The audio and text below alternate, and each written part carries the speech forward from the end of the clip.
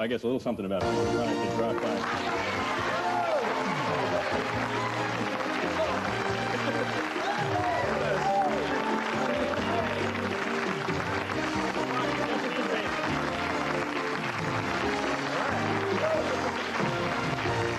Now these guys, they were nice enough. So I guess you're glad I came after all. You know, I'm sitting there, these people are all sitting and saying, what's he doing here? I didn't. All right, we'll take a break. We'll take a break, and then we'll talk about the whole success of Family Ties. Right after this, don't go away.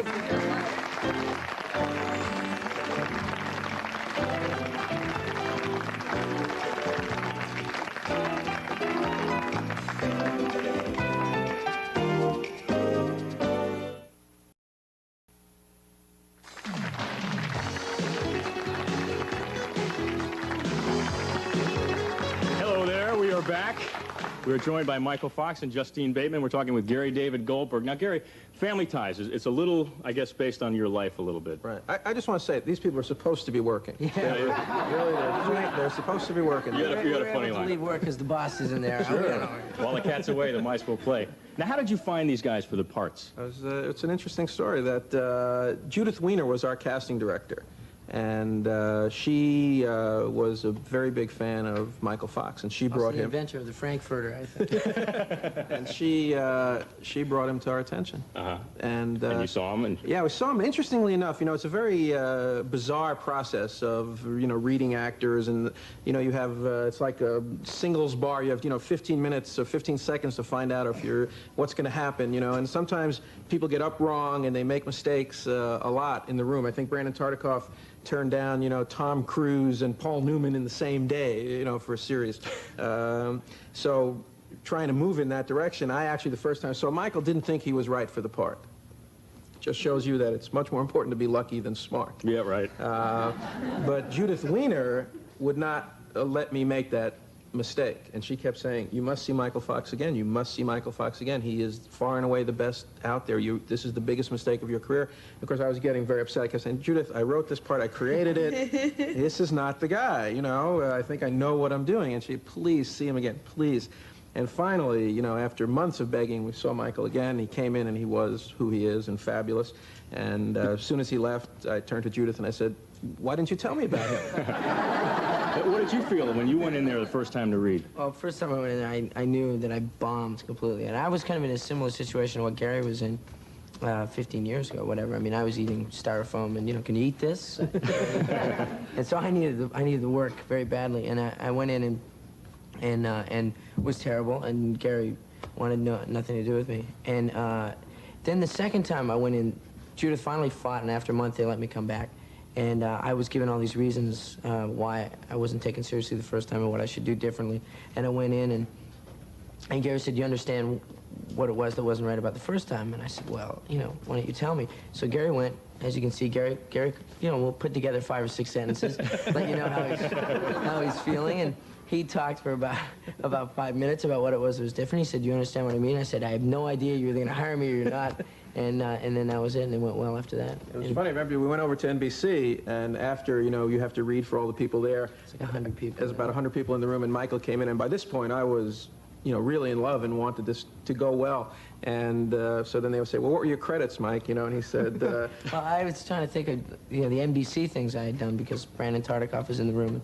And so I said, well, you know, I was in Here's Boomer. I was in Teachers Only. I was in the Lewises of Luckenbach. And Gary at the back of the room goes, get to the hits, Fox. Get to the hits. And I knew from that point on he was behind me. But then NBC didn't originally want you had to fight for Michael. Well, it was just one of those bizarre things. I think NBC at that point was a little nervous, not NBC that it is today, which is just really, you know, a spectacular place to work where I think we consider them partners, you know, in the process. And I think they were a little unsure of themselves then, and they'd do testing or whatever, and some things had come back, and at one point they actually said, we want you to replace Michael Fox. And I had made that mistake already once. I wasn't going to make it again. And, you know, I said, look, this is crazy, but this kid is great. This is the greatest thing I've ever seen. And if, you know, there's no way that, you know, that we would do that and then get up in the morning and go to work. I mean, it's just... It's tough to work for a boss who doesn't appreciate you. That's right. Now, how did Justine come into play? Justine, yeah, I remember that day really well. Yeah, no, she... you had never really acted before. Yeah. Oh, this was your first acting job ever? This, I'd been going to auditions or in the acting business, whatever, for 4 months. I'd done 2 commercials. Then I met for Family Ties.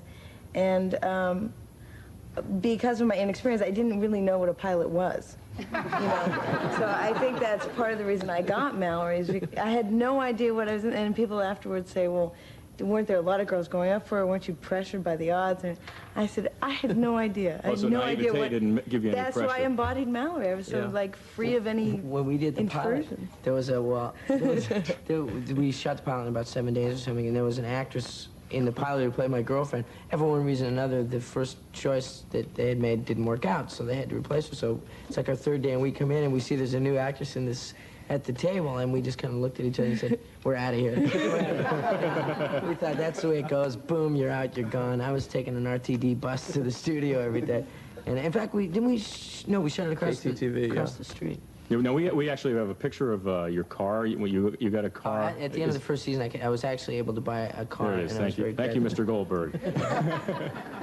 So we got you off the buses. Now, what's it like? You two, you sort of grew up on the show. Do you look at Gary as a father figure, both on the show and in real life? I mean, is he someone you go to in real for life, advice? he has 2 daughters, so I don't want to, you know, busy that one anymore. But it's definitely a work. I mean, Gary has created such a team. I mean, everyone he hires is both good at their job and nice people, and neither one without the other. So it's an incredible environment to be in, and I mean, I'm really spoiled, it being my first job. Everything else I work on, I expect to have the same feeling. Mm-hmm. Now, you guys, are you like sitting? How about the 2 of you together? Since we have you here, what are you guys like on the set? Are you like brother and sister? Do you fight like brother and sister, or do you get along like I brother? hate her.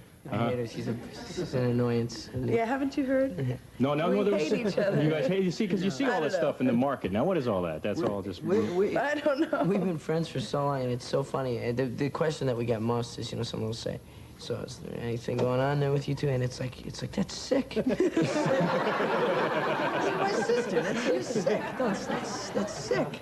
So there's that one. And just going back, one thing I just want to say about Gary, you know, and talking about father, paternal type side to our relationships. He to me is like a big brother to me, and also there's kind of an avuncular thing. But and then the only time that I remember being really paternal was when Gary. A lot of people don't know, but I really had no business doing Back to the Future. I shouldn't have been approached about it, and I shouldn't have been able to do it. It just shouldn't have happened in strictly speaking, professionally, in the way business operates. Gary let me do it, and before he let me do it, it was like an amazingly generous thing for him to do.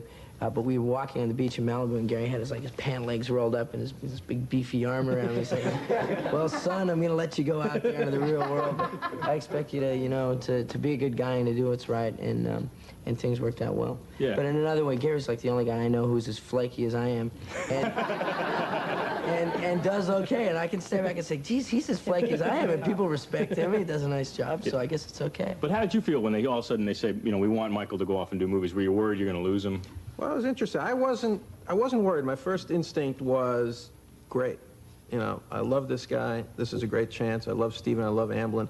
This is a great, I would love to see all those people together. Afterwards, people kept coming up to me and said, "Boy, you just made the biggest mistake of your life. This guy's going to leave and it's over." And I never thought for a minute that could happen. You know, I remember just one night Diana and I were talking, and she said, "Michael's one of the best people we know. You know, there's no way that could happen." And we even got to the stage of saying, "Look, if it does happen and the show folds, better that happen than we be a part of holding back somebody like that." You know, which I think is also ties over a little bit from the '60s, trying to make a human workplace. But these guys, I mean, they're fabulous. I mean, you could not find a situation I will never have in my life again what I have with them. And the most generous and giving actors, I don't want to embarrass them here, but I mean, even in the beginning, you know, Michael would come up and say, "Did you see Justine? Did you see Justine in that scene? She was great. She was great." And Justine would always come and say, "More to do with Michael. I mean, we just have such a great time out there."